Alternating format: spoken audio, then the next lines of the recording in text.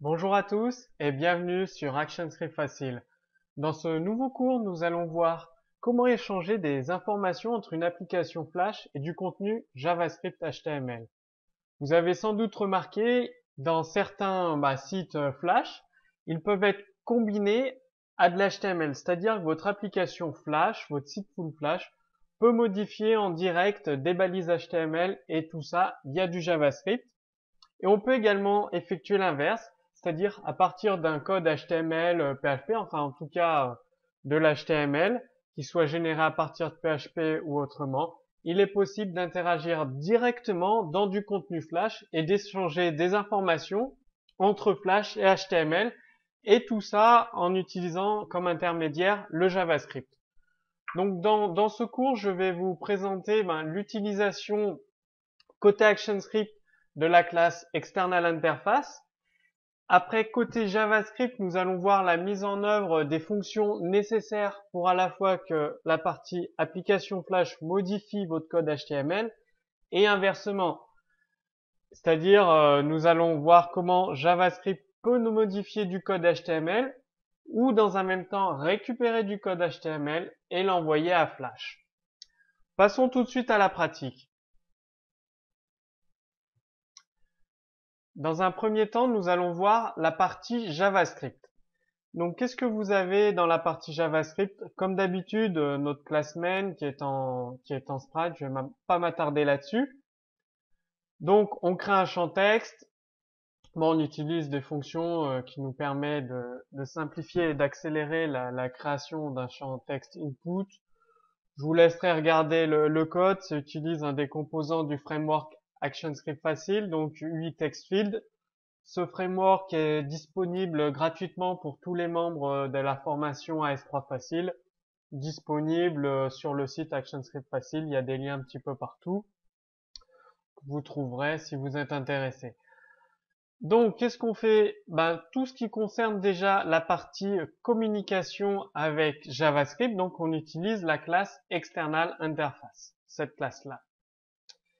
Eh bien, tout d'abord, on va tester si on peut communiquer avec le JavaScript, parce que si vous exécutez votre fichier SWF à partir de votre bureau sous Windows, Mac ou Linux, eh bien, ce n'est pas possible de communiquer avec JavaScript. Donc, on teste. Si on peut on reçoit un booléen, donc .available, et on reçoit un booléen si la communication JavaScript est possible ou non. Donc on crée notre champ text input. Si la communication avec JavaScript est impossible, bien on informe simplement l'utilisateur que ce n'est pas possible et on arrête l'application, on sort de l'application. Par contre, dans le cas contraire, external interface.available nous a renvoyé la valeur true. Eh bien, on met en place le bouton mise à jour du texte HTML. Et ici, on enregistre la fonction appelée par JavaScript. C'est-à-dire que pour que le JavaScript puisse mettre en place une modification de votre contenu Flash, il faut intégrer dans Flash un callback. C'est-à-dire que le premier paramètre, ça correspond à la fonction JavaScript qui sera appelée, et le deuxième paramètre, ça correspond à la fonction ActionScript qui sera associée. C'est-à-dire que quand le JavaScript va appeler cette fonction-là, callFlash, et côté ActionScript, ça va appeler cette fonction-là onUpdateTextFromJS et on recevra les paramètres directement ici. Et on peut mettre à jour notre champ texte tout simplement. Ensuite, qu'est-ce qui se passe? Donc on a notre bouton valider, entre guillemets, mettre à jour le contenu HTML. Eh bien, quand on appuie sur ce bouton-là, qu'est-ce qu'on fait? On fait un external interface.call. Et là, on appelle une fonction JavaScript. Donc, en JavaScript, on a une fonction qui s'appelle updateTextHTML à laquelle on transmet les paramètres que l'on souhaite. Et ici, on transmet un seul paramètre, donc notre champ texte, le contenu de notre champ texte, le texte au format HTML pour avoir toutes les balises de couleur, size, etc. Voilà, il n'y a uniquement que ça à faire partie ActionScript. Donc, external interface call.updateTextHTML pour appeler la fonction JavaScript avec les paramètres. Et ajouter un callback pour que le JavaScript puisse appeler une fonction d'ActionScript. Donc le JavaScript appellera callFlash et côté ActionScript, ça va appeler automatiquement la fonction onUpdateText from JS avec un ou plusieurs paramètres. Maintenant, on va passer à la partie JavaScript HTML. Eh bien, qu'est-ce qu'on fait dans un premier temps? On va utiliser SWF Object. Donc, bien évidemment, je vous renvoie au cours. Il y a 2 cours sur ActionScript Facile qui expliquent comment utiliser le script SWF Object pour intégrer vos applications Flash dans du contenu HTML, dans une page HTML. Il y a juste, on l'utilise comme d'habitude, il y a juste un paramètre très important qui concerne ce cours. C'est les attributs id et name. Donc id, on lui donne un nom bien défini à notre application Flash. Ça nous permettra, en tout cas au JavaScript, de pouvoir la récupérer, de récupérer notre objet Flash pour communiquer avec lui via JavaScript. Donc qu'est-ce qu'on fait? On va regarder ici. Donc Flash Content, ce sera notre balise div. On va utiliser des balises div pour être conforme à l'XHTML. Donc, une balise div avec un ID qui s'appelle Flash Content. Donc, SWF Object va écrire dans Flash Content notre application Flash, tout simplement. Ensuite, on a un autre ID, un div avec un ID Content. Ça va être le contenu HTML. D'un côté, on aura une div. Bon, elle n'est pas nommée. On peut la nommer si on le souhaite. Ce sera area HTML. Donc, cette partie-là, ça contient un texte ARA tout simple avec un bouton Submit. Donc, ce sera un endroit où vous allez saisir votre texte pour modifier le flash. Donc, vous saisirez le texte que vous voudrez et à chaque fois que vous appuierez sur le bouton Submit, qui s'appelle mettre à jour flash, le contenu flash, eh bien, tout simplement, ça va appeler la fonction JavaScript updateFlash. Et qu'est-ce qu'on lui transmet? Eh bien, on fait un document.getElementById. Donc, ID au texte area, ça veut dire qu'on récupère l'élément qui contient cet ID là. Donc, on récupère un objet texte area. Et nous, ce qu'on veut, c'est le texte que l'utilisateur a saisi. Donc, .value. Et on appelle updateTextFlash. En fait, updateTextFlash, c'est appelé par le HTML, donc par le bouton Submit, comme je vous l'ai dit. Et ça va appeler l'application Flash. C'est-à-dire qu'on va dire à Flash, mets-toi à jour, mets-toi à jour, et on lui transmet des paramètres. Eh bien, on récupère notre application Flash par l'ID. Je vous ai dit tout à l'heure que c'était très important, ici, l'ID. Donc, on fait un document.getElementById aux applications Flash. On récupère notre objet Flash. Sur notre objet Flash, on fait un callFlash.value. Comme je vous rappelle, dans .value, on a le contenu du texte area qu'on a récupéré ici. Donc, document.getElementById, c'est très important en JavaScript, HTML. Ça sert souvent. Il y a d'autres solutions pour récupérer des éléments dans une page HTML. En tout cas, j'aime bien utiliser celle-là. Donc, sur notre objet SWF, on fait un point callFlash. Pourquoi? Comme je vous l'ai dit tout à l'heure, on a ajouté un callback qui s'appelle callFlash pour JavaScript. Et on lui transmet la valeur, c'est-à-dire que automatiquement, onUpdateTextFromJS va récupérer la valeur, donc le contenu texte du texte area, et notre texte input en flash va se mettre à jour.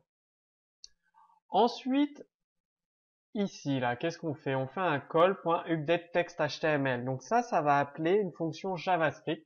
La fonction JavaScript updateTextHTML qui est matérialisée ici. Donc c'est du JavaScript tout simple. Après, si vous connaissez mieux le JavaScript, là j'ai préféré faire simple.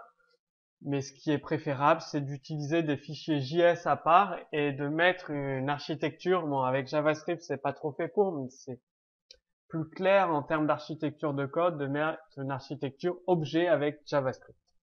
Donc de créer des objets dans des fichiers JS à part. Donc revenons au thème du cours. Donc ActionScript appelle updateTextHTML, cette fonction JavaScript.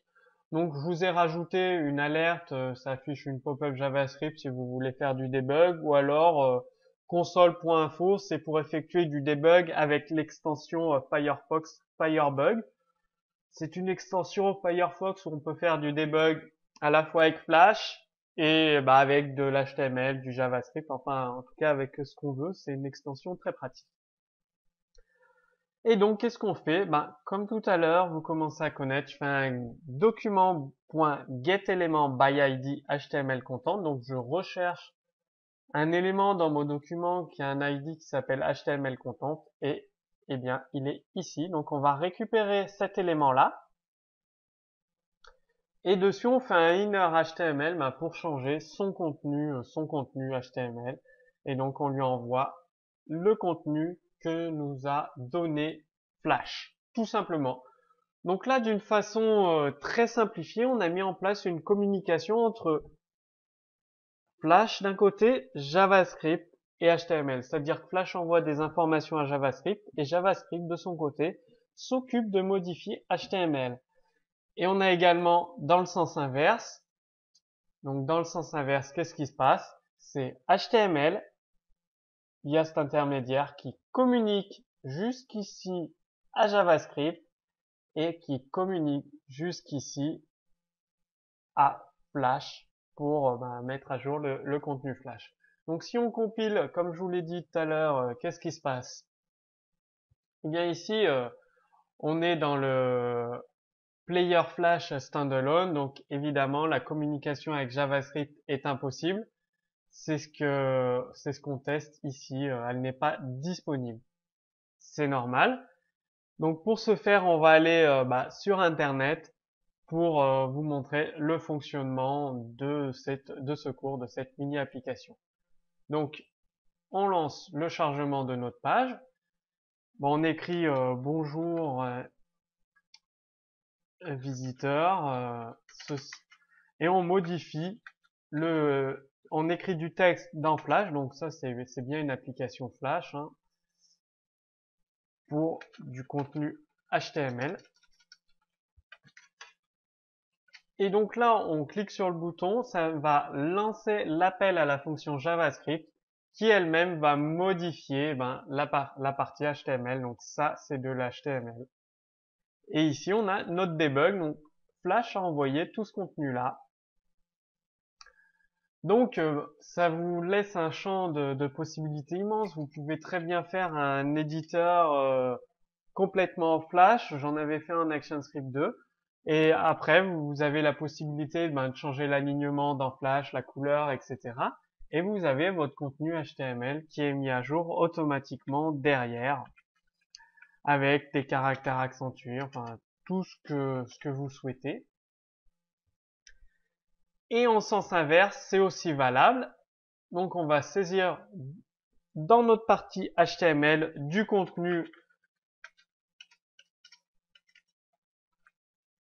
texte pour le Flash avec des caractères accentués, etc., etc., des chiffres si on veut. Et lorsqu'on clique sur le bouton mettre à jour Flash, qu'est-ce qui se passe? Ça appelle une fonction JavaScript qui elle-même va appeler la fonction ActionScript. Je peux faire en sens inverse. Vous voyez que tout se passe très bien. Donc ça reste un exemple très simple, mais dans une application, dans un site web Flash complet ou dans un site HTML5 complet avec des parties plugin Flash, je vous laisse entrevoir les possibilités qu'il y a parce que vous pouvez communiquer du texte, tout type de données, des chiffres, des numbers, etc., etc.